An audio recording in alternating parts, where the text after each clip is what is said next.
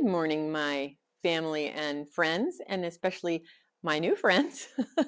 um, I'm Jody, and I guess one of the things I wanted to mention is I don't dress up for these, so you probably already figured that out. So I just am who I am, and that's what you get. So I'm going to take a little walk through the garden. It is about 10 to 6, and we've had a kind of a busy day. So I'm going to talk a little bit about preserving because it's really fun to grow things, and it's really not very much work to grow things. But after you grow them and harvest them, you need to preserve them. And that actually takes a bit longer. So we'll walk through the garden and I'll kind of show you what's going on. We've had a little visitor the last like 5 or 6 nights, so you'll see. So I've torn some things out, not everything, and I've got zinnias coming up everywhere. But we have an armadillo, and I call him Arnold. He's been visiting us. He comes at night, of course, and he's just making. I don't know whether it's a he or a she, but I call it Arnold. Um, and it is just making a big old mess. And so until we see that he is not visiting, he's evidently able to get up into the 6-inch beds. He didn't used to be able to, but he is getting in these beds. But until we get something about that handled, I'm not going to be planting a bunch of stuff in these beds because he will just tear it up. I have been very, very frustrated that I have not been able to get a second round of cucumbers this year. And some years I get them, and some years I don't. And what I have found out is this year is a really, really bad year for aphids in our area. And so the aphids are they're ridiculous. I can't keep up with them. I see I've got a couple of cukes in there, but the plant is just such a mess. So I'm going to pull this out. I think the only thing I can really do is just get anything that's got aphids on it, get it pulled out and get it burned and get it out of here. So that's my plan. I do have beans going here, and I'm actually starting to get some beans. I've got beans a couple different places. We had green beans last year through Christmas in the high tunnel, and that was just completely wonderful. So I should get a pretty good harvest of beans still this fall. So here's some of my beans behind me. And our favorite way to preserve beans is freezing. We think they taste the best. They still taste really fresh, and they're pretty easy to do. So we just blanch them. So that's just boiling water for 3 minutes, pull them out, dry them as good as we can. And what we do is we use flour sack towels, and we just lay them out on a flour sack towel and then kind of roll them back and forth until they're pretty dry. And then we put them in vacuum seal bags and seal them and throw them in the freezer. And they taste super fresh when we take them out. And actually, when we cook them, we tend to roast our vegetables a lot. And when we cook them, what we end up doing is I'll put in carrots, anything that's not frozen, right? I put in the pan, and then I will put the frozen beans right in the pan, frozen. And they turn out just slightly al dente. They just turn out fabulous. So that's my favorite way to do green beans. So here's our fall sweet potatoes. So we got about 40 pounds of sweet potatoes in our spring patch. And our fall patch, I started fewer slips, but it looks super great. I'm really happy with it. There's a little bit of cover crop still alive in there, and I just decided I'm just going to I've been chopping it off the tops and giving it to the chickens. But I'm not pulling it because I don't really want to disrupt the soil, and I just soon have those roots in there.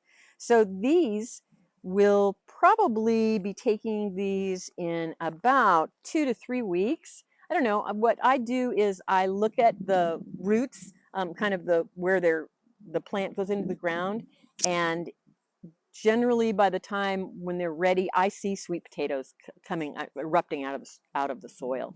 So that's kind of an easy way to do it with sweet potatoes. I did learn something really interesting just a couple days ago, and one of the YouTube channels that I watch is Lazy Dog Farm, and I find Travis to just be full of information. He does really good research, and I really enjoy his videos, and I learn a lot from him. And So I'm going to try something that he suggested, and that is in a couple weeks when I think these are real close to ready, I'm going to cut all the foliage back and and then leave them in the ground for another probably week and a half or 2 weeks. And what that does is it makes the skins more tough, so you don't bruise them and scrape the skin off so much when you're digging them out.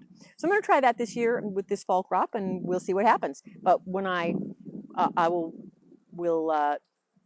show how I do this. I mean, I'm just going to snip them back. But I will do a video when we harvest these. I'll do a video showing how much we got.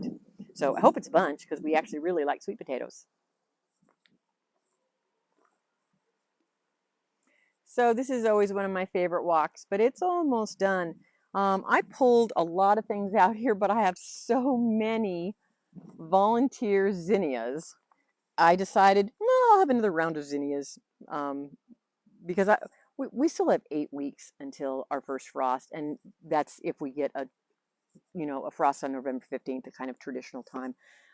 Which there have been years where we don't have a frost until December. So just never know. But it's nice to have flowers, and it's good for the soil to have something growing.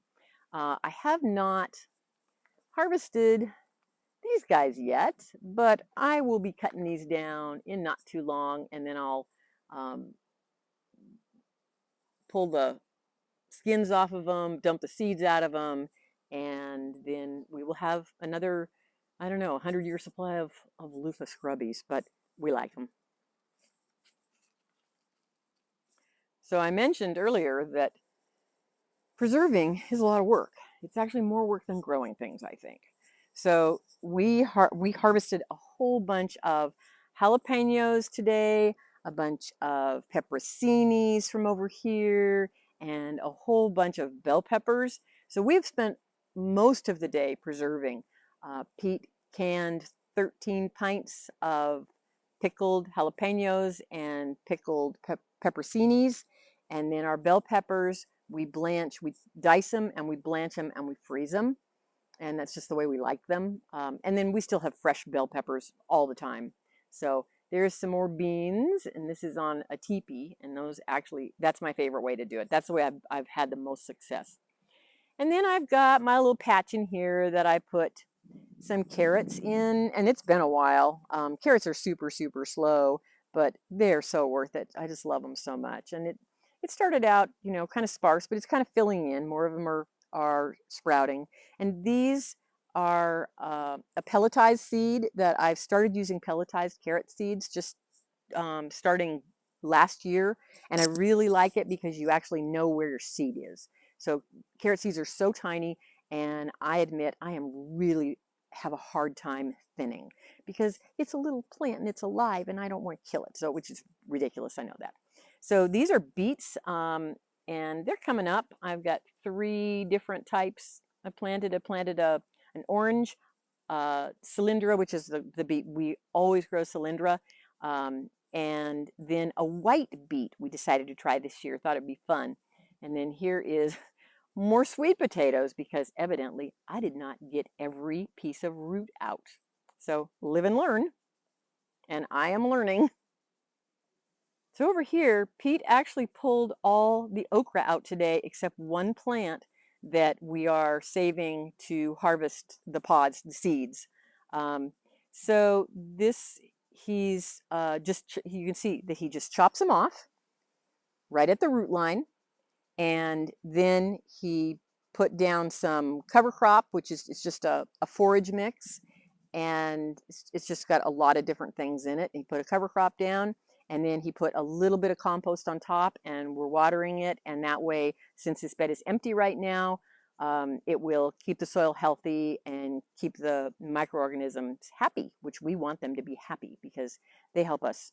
They help us so much. So this is what we have left, and these 2 will just be harvested for seeds. So the butternut squash is looking sad, but it's really my fault. I discovered that I had my watering system set for once every 5 days, and it's because we had about a week and a half where we had rain every day or every other day, and I didn't want to just super soak everything. So I had turned the water, the days down, and I was supposed to remember to come out and change it, but I did not remember.